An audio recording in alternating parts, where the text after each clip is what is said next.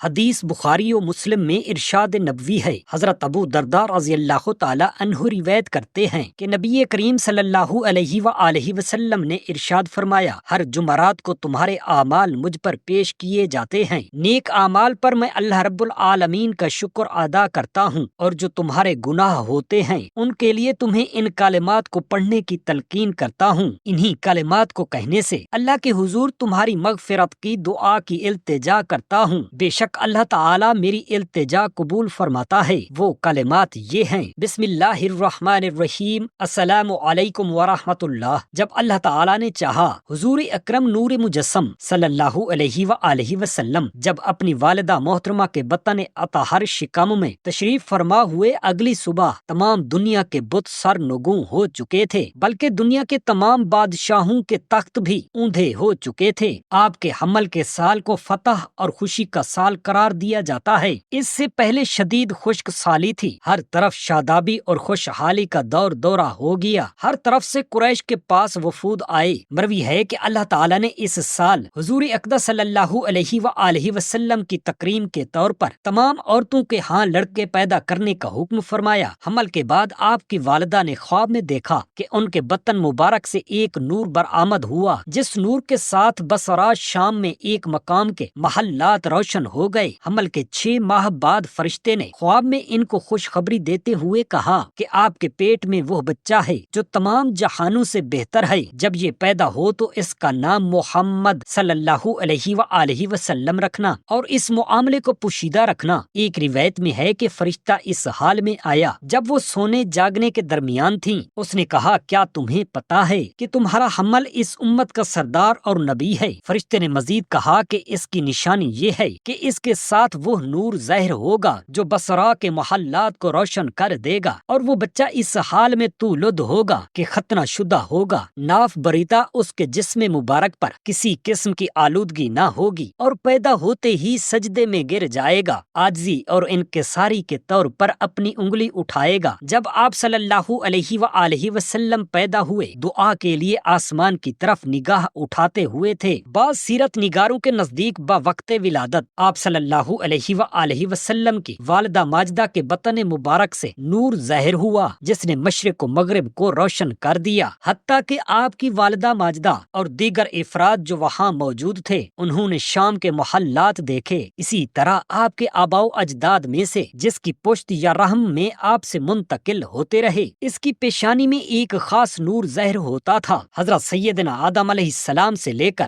حضرت عبداللہ تک آپ صلی اللہ علیہ وآلہ وسلم کے نسب میں کوئی بدکار اور مشرک نہیں ہوا۔ آپ صلی اللہ علیہ وآلہ وسلم مہدین کے اسلام میں منتقل ہوتے رہے حتیٰ کہ نبی ہوئے۔ آپ صلی اللہ علیہ وآلہ وسلم کے آباء و اجداد کے تمام نکاح اسلام کے مروجہ نکاح کے مطابق پڑھے گئے۔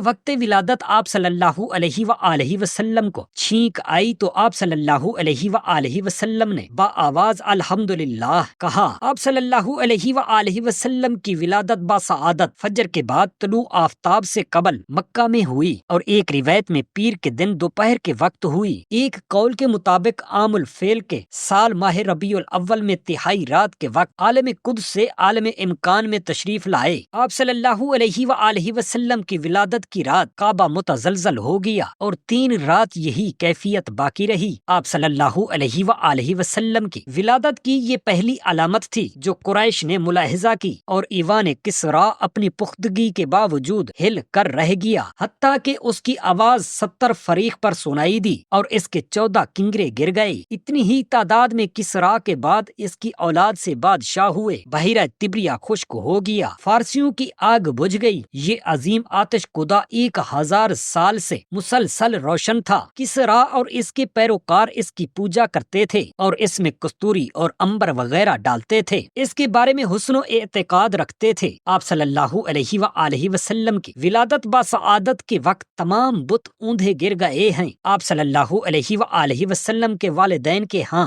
آپ کے علاوہ اور کوئی اولاد نہیں ہوئی، نہ تو حضرت عبداللہ نے آمنہ کے سوا کسی سے شادی کی اور نہ ہی آمنہ نے ان کے سوا کسی دوسرے شخص سے نکاح کیا۔ آپ صلی اللہ علیہ وآلہ وسلم کی رضائی مائیں مختلف روایات کے مطابق آپ کو دودھ پلانے والی عورتوں کی تعداد 4، 5، 8 یا 10 تھی۔ آپ کی والدہ محترمہ نے آپ کو 7 یا 9 دن اور ایک روایت کے مطابق 7 ماہ تک دودھ پلایا۔ آپ صلی اللہ علیہ وآلہ وسلم کے چچا ابو لہب کی لونڈی تھیں۔ آپ کی ولادت کی خوشخبری سن کر اس نے انہیں آزاد کر دیا تھا۔ انہوں نے بھی آپ کو دودھ پلایا تھا۔ حضرت حلیمہ کی آمد سے قبل چند دن ان کو یہ سعادت حاصل ہوئی۔ مسلمانوں کی مدینہ ہجرت کے 7 سال بعد مکہ میں ان کا انتقال ہو گیا۔ حضور نبی کریم صلی اللہ علیہ وآلہ وسلم مدینہ سے ان کے لیے نان و نفقہ اور تحائف ارسال فرمایا کرتے تھے۔ جب 8 ہجری میں مکہ فتح ہوا تو آپ صلی اللہ علیہ وسلم نے ان کے بیٹے سے ان کے بارے میں استفسار فرمایا تو اس نے آپ صلی اللہ علیہ وآلہ وسلم کو ان کی وفات کی خبر دی۔ صحیح روایت کے مطابق آپ صلی اللہ علیہ وآلہ وسلم کی رضائی ماؤں میں سے 2 مسلمان ہو گئی تھیں۔ مروی ہے کہ وہ غزوہ حسین کے دن آپ صلی اللہ علیہ وآلہ وسلم کی خدمت میں حاضر ہوئیں۔ آپ نے ان کے لیے چادر بچھا دی، وہ اس پر تشریف فرما ہو گئیں اور آپ سے گفتگو فرمائی۔ ایک قول یہ ہے کہ اس روز آپ کی رضائی بہن آپ صلی اللہ علیہ وسلم کے پاس آئی تھیں اور اسلام قبول کیا تھا۔ حلیمہ سعدیہ اعلان نبوت سے قبل حضرت خدیجہ رضی اللہ تعالی عنہا کی زندگی میں مکہ آئیں تو حضور اقدس صلی اللہ علیہ وآلہ وسلم نے انہیں 40 بکریاں اور اونٹ عطا کیے۔ یہ لے کر وہ واپس لوٹ گئیں۔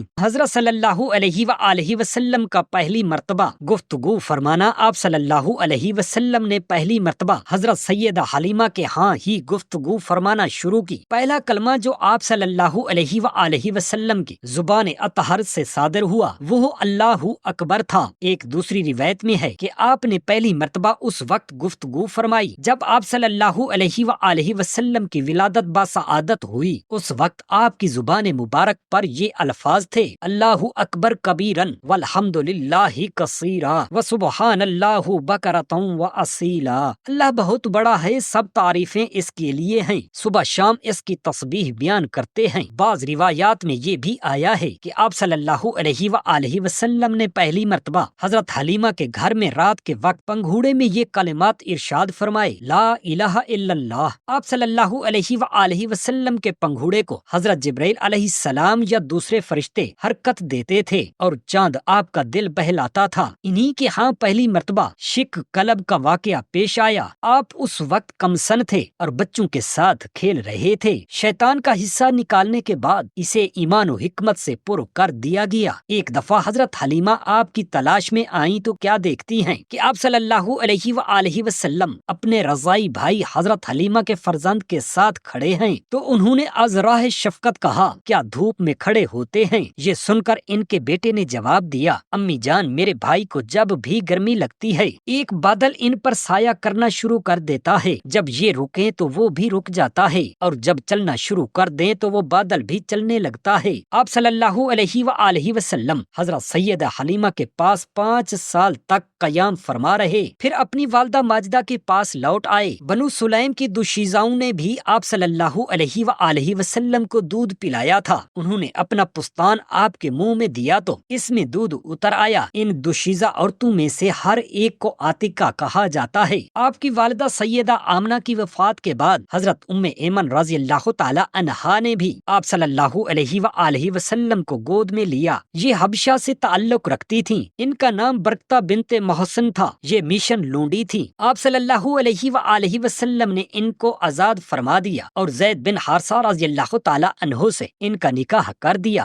یہ بھی مروی ہے کہ انہوں نے آپ کو دودھ بھی پلایا تھا۔ آپ انہیں فرماتے تھے کہ میری والدہ کے بعد تم میری ماں ہو۔ اپنے فرزند ایمن سمیت یہ ابتدا ہی میں مسلمان ہو گئی تھیں۔ بعض علماء کا قول ہے کہ آپ صلی اللہ علیہ وآلہ وسلم کو جس عورت نے بھی دودھ پلایا سعادت اسلام سے ضرور مشرف ہوئی۔ حضرت ام ایمن فرماتی ہیں کہ میں نے کبھی بھی حضور نبی کریم صلی اللہ علیہ وآلہ وسلم کو بھوک پیاس کی شکایت کرتے نہیں سنا، کیونکہ اللہ تعالیٰ نے آپ کی ذمہ داری خود لے رکھی تھی۔ اس کے ہاں آپ کے کھاتے پیتے تھے، یعنی آپ صلی اللہ علیہ وآلہ وسلم کو یہ چیزیں برداشت کرنے کی قوت عطا فرما دی گئی تھی۔ حضرت ابو درداء رضی اللہ تعالی عنہ سے روایت ہے، رسول خدا صلی اللہ علیہ وآلہ وسلم نے فرمایا: جمعہ کے دن مجھ پر کثرت سے درود پڑھا کرو، کیونکہ اس دن فرشتے حاضر ہوتے ہیں۔ جو شخص بھی مجھ پر درود پڑھتا ہے اس کی آواز مجھ تک پہنچتی ہے، خواہ وہ کہیں بھی ہو۔ ہم نے عرض کیا: یا رسول اللہ صلی اللہ علیہ وآلہ وسلم، آپ کی وفات کے بعد بھی؟ آپ صلی اللہ علیہ وسلم نے فرمایا: میری وفات کے بعد بھی بے شک اللہ تعالیٰ نے انبیاء کے اجسام کو کھانا زمین پر حرام کر دیا ہے۔